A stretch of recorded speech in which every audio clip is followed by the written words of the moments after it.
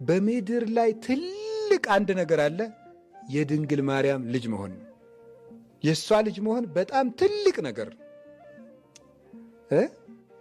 ልጅ መሆን ማለት እስኪ አንድ ጊዜ ልጅ ስለመሆን አስቡ። ትንሽ ልጅ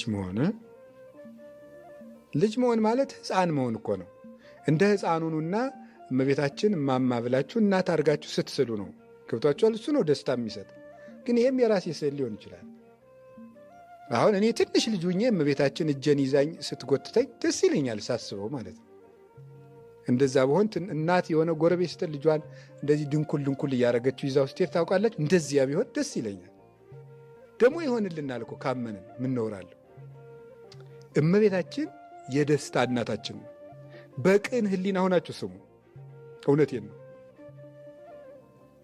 የእግዚአብሔር ቃል ለሚቀበሉት ሁሉ ፈውስ ነው፣ ለሚያምኑበትም ብርሃን ነው። የሚገባው ግን በተከፈተ ልብ ነው። ገብቶም ስራ ይሰራል፣ ፈቃደኝነታችንም ይፈልጋል።